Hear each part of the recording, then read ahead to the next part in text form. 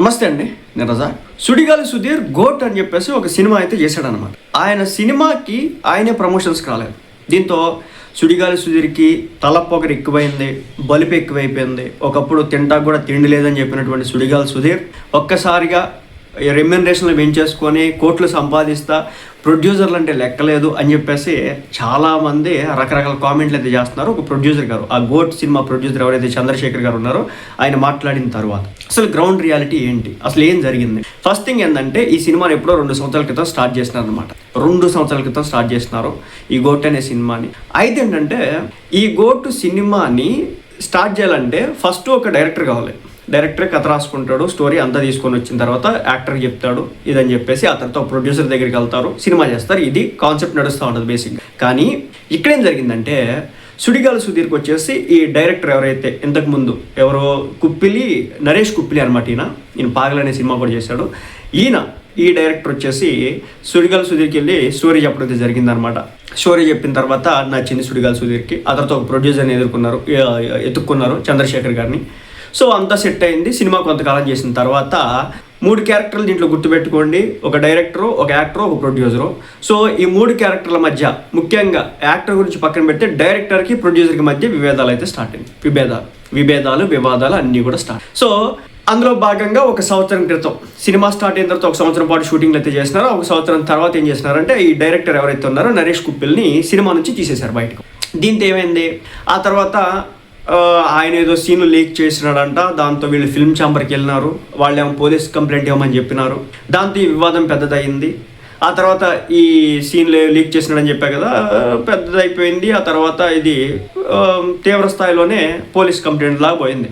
ఈ క్రమంలో సుడిగాలి సుధీర్ వచ్చేసి ఈ సినిమాకి డబ్బింగ్ చెప్పినట్టు కానీ, అంటే రిలీజ్ అయినటువంటి టీజర్కి డబ్బింగ్ చెప్పినట్టు కానీ, ట్రైలర్ బాగానే ఉంది చూడడానికి, చెప్పినట్టయితే ఎక్కడ కూడా కనిపించలేదు. అంతా కూడా ఏంటంటే ఆన్ సెట్స్లో ఉంటుంది కదా, దాన్ని ఏదంటారు నాకు ఇప్పుడు స్ట్రైక్ అట్లతో మైక్లు పెడతారు కదా, ఆ ఆన్ సెట్లో ప్రీ డబ్బింగ్ ఏదైతే ఉందో దాన్ని చేసినట్టయితే నాకైతే అనిపించింది అనమాట. అది క్లియర్గా లేదు, ఆడియో అయితే లేదు. సుడిగాలి సుధీర్ తన సొంత సినిమాకి ప్రమోషన్కి కానీ, లేదంటే ట్రైలర్ ఈవెంట్లకు కానీ, లేదంటే దాని గురించి ఆ సినిమాకి సంబంధించి ఒక పోస్ట్ సోషల్ మీడియాలో పెట్టడం కానీ ఎక్కడ కూడా చేయట్లేదు. ఎందుకు చేయట్లేదు అంటే సుడిగాలి సుధీర్ని తీసుకొచ్చింది డైరెక్టర్.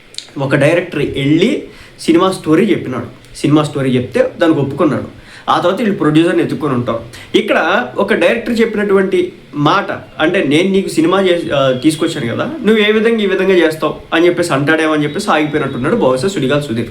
ఎందుకంటే ఒక డైరెక్టర్ కదా, తను ముందు సినిమాలోకి తీసుకొచ్చుకో. నెంబర్ 1. నెంబర్ 2 ఏంటంటే ఈ సుడిగాలి సుధీర్ని ఛాంబర్కి పిలిచి అడిగారట, ఏమండి ఈ ప్రొడ్యూసర్ గారితో మీకు ఏదైనా విభేదాలు ఉన్నాయా అంటే, చంద్రశేఖర్ గారుతో విభేదాలు ఉన్నాయా అంటే, ఆయన నాకు ఎలాంటి విభేదాలు లేవండి అని చెప్పేసి తెగేసి చెప్పినాడు అనమాట. అయితే వీళ్ళు కాంట్రాక్ట్లు కుదుర్చుకుంటారు. దీంట్లో చాలామంది గుర్తుపెట్టుకోవాల్సిన విషయం ఏంటంటే సుడిగాలి సుధీర్ని బ్లేమ్ చేసే ముందు, ఇక్కడ సుడిగాలి సుధీర్ నేనే వెనకేసి రావట్లే, ఆయన నా చుట్టమేం కాదు, అలా అని చెప్పేసి నేను డిఫెండ్ కూడా చేయాలంత అవసరం అయితే నాకైతే లేదు. బట్ గ్రౌండ్ రియాలిటీ తిడుతున్నారు కాబట్టి చెప్తున్నాను. ప్రొడ్యూసర్ వచ్చి డైరెక్ట్గా ఎలిగేషన్స్ వేసి సుడిగాలి సుధీర్ ఈ సినిమాని చంపడానికి కూర్చున్నాడు, ఈ సినిమాని ప్రమోట్ చేయడానికి అతను రావట్లేదు, ఈ సినిమాని నాశనం చేయాలని చెప్పేసి చూస్తున్నాడని చెప్పేసి ఒక ప్రొడ్యూసర్ మాట్లాడుంటే ఆ సెక్షన్ వేరు.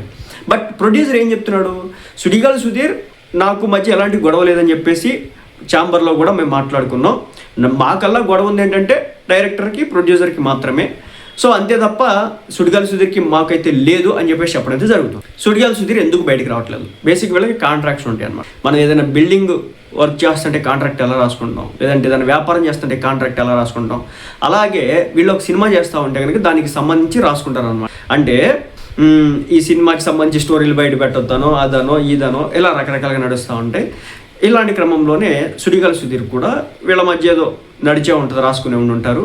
సో అందులో భాగంగా డైరెక్టర్ దగ్గర దీనికి సంబంధించి ఏదో తీసుకుని ఉంటాడో, అందుకే ఈయన బయటకు రావు. ఈ ఇష్యూ సాల్వ్ అయితే కనుక బయటకు రావడానికి అయితే అవకాశం అయితే ఉందన్నమాట. అంటే డైరెక్టర్కి సుడిగాలి సుధీర్కి మధ్య ఎలాంటిదేమీ లేదు, గ్రౌండ్ రియాలిటీ తెలుసుకున్న తర్వాత మాత్రమే బయటకు వస్తాడు అన్నట్లుగా, వాళ్ళేంటో అంటే డైరెక్టర్ ఏంటో తెలుసుకుంటేనే సుడిగాలి సుధీర్ వస్తాడు అన్నట్లు ఈ ప్రొడ్యూసర్ మాట్లాడేది జరుగుతుంది.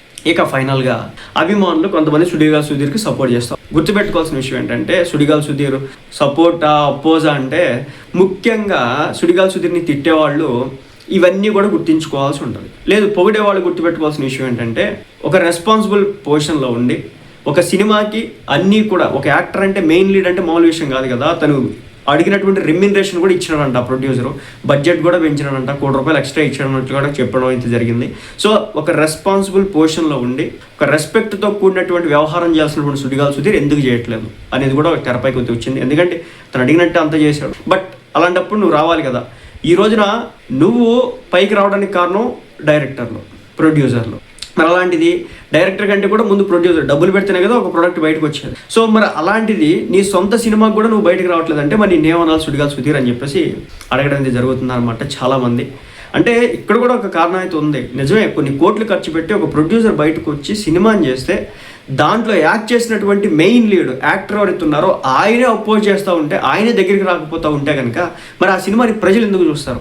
నటించినటువంటి మెయిన్ లీడ్ డబ్బులు తీసుకొని యాక్ట్ చేసినటువంటి వ్యక్తి ఆ సినిమాని ప్రమోట్ చేయట్లేదంటే ముక్కు మొహం తెలియని వాళ్ళం మనం ఎందుకు చూడాలనేది ఒక కాన్సెప్ట్ కూడా వస్తుంది. కాబట్టి సుడిగాలి సుధీర్ బయటకు వచ్చి ఈ సినిమాకి సంబంధించి ఏదో ఒక విషయం మాట్లాడాలా, ఏదో ఒక వివరణ ఇచ్చుకోవాలా, తన అభిమానులకైనా వివరణ ఇవ్వాలా. తన సినిమానికి తనే ప్రమోట్ చేయనోడు సోషల్ మీడియాలో పోస్టులు పెట్టట్లేదు, ట్విట్టర్లో పోస్ట్ చేయలేదు, ఇన్స్టాగ్రామ్లో పోస్ట్ చేయట్లేదు, లేదంటే మీడియాలో ఒక చిన్న వీడియో బయట ఇవ్వట్లేదు. ఒకప్పుడు సుడిగాలి సుధీర్ తింటాకి తిండి లేక మున్సిపల్ వాటర్ ట్యాప్లో నుంచి, అంటే వాటర్ బాటిల్ కొనుక్కోవడానికి కూడా డబ్బులు లేక మున్సిపల్ వాటర్ ట్యాప్లో వచ్చేటటువంటి నీళ్లు తాగి నేను బతికానని చెప్పేసి చెప్పుకున్నాడు కదా. ఈ విధంగా చేస్తాడని చెప్పేసి అడుగుతున్నారు అనమాట.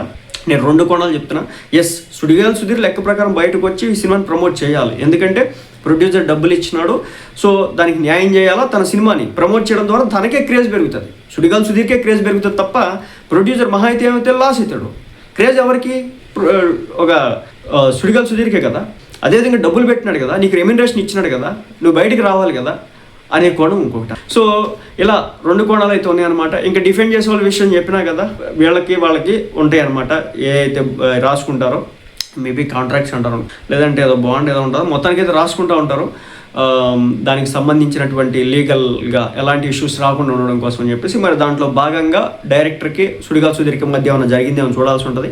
సో అది బ్రేక్ చేస్తే కనుక మళ్ళీ సుడిగాలి సుధీర్ మీద కేసు రావడానికి అయితే అవకాశాలు అయితే ఉంటాయి అన్నమాట. అందులో భాగంగానే సుడిగాలి సుధీర్ బయటికి రావట్లేదు అనేది ఇంకొంతమంది వర్షం. సో నేను ఓవరాల్గా చెప్పాను అనుకుంటున్నాను. ఆ యాక్టర్స్ ఏదో సుడిగాలి సుధీర్ మీద నోట్లో మాట వారేసుకుంది అన్నట్లు కూడా మాట్లాడుతున్నారు. బట్ ఆమె వచ్చి వివరణ ఇచ్చింది, నేను సుడిగాలి సుధీర్ని ఎక్కడ కూడా అపోజ్ చేయలేదు, నేను అతన్ని టార్గెట్ చేయలేదు, డిగ్రేడ్ చేయలేదు, అతను ఒక మంచి మనిషి అన్నట్లు చెప్పడం అయితే జరిగింది. ఒకటి, సుడిగాలి సుధీర్కి తన జీవితంలో చాలా కష్టాలు పడ్డాడు, చాలా ఒడిదుడుకులు ఎదుర్కొన్నాడు, లైఫ్లో చాలా ఆటుపోట్లు తిన్నాడు. అలాంటి వ్యక్తికి తెలుసు ఒక ప్రొడ్యూసర్ కష్టాలు. మరి ఇక్కడ డైరెక్టర్ అంటే అతను రకరకాల సినిమాలు చేస్తూ ఉంటాడు, రకరకాల స్క్రిప్ట్లు తన దగ్గర ఉంటాయి. ప్రొడ్యూసర్తో కంటే కూడా డైరెక్టర్తోనే ర్యాప్ ఎక్కువ ఉంటుంది. కాబట్టి సుడిగాలి సుధీర్ ఈ విషయంలో ముందుకి అడుగేయట్లేదు, వెనక అడుగేయకుండా సైలెంట్గా అట్లా ఉన్నటువంటి పరిస్థితి. బట్ ఓవరాల్గా అయితే తన సినిమాని తనే ప్రమోట్ చేసుకోకపోతే సామాన్యుడు వచ్చి సినిమా ఎందుకు చూస్తాడు అనే కాన్సెప్ట్ అయితే తెరపైకి వస్తుంది.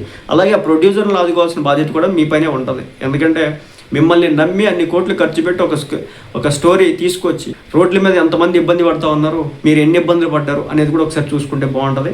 ఇదనమాట ఓవరాల్గా దీనికి సంబంధించినటువంటి ఇష్యూ. సో 2 వైపులు ఉంది. ప్రొడ్యూసర్కి డైరెక్టర్కి మధ్య జరిగినటువంటి వివాదంలో సుడిగాలి సుధీర్ ఈరోజు బలిపోసిపోయాడు అన్నట్లుగా కనబడడం అయితే జరుగుతుంది. సో మరి మీరేమనుకుంటున్నారు? సుడిగాలి సుధీర్ తప్పు అనుకుంటున్నారో ఒప్పు అనుకుంటున్నారు? నేను 2 వర్షన్స్ చెప్పాను, ప్రొడ్యూసర్ వైపు నుంచి, అదేవిధంగా డైరెక్టర్ వైపు నుంచి. ఓవరాల్గా మరి మీరేమనుకుంటున్నారు? కామెంట్ చేయండి.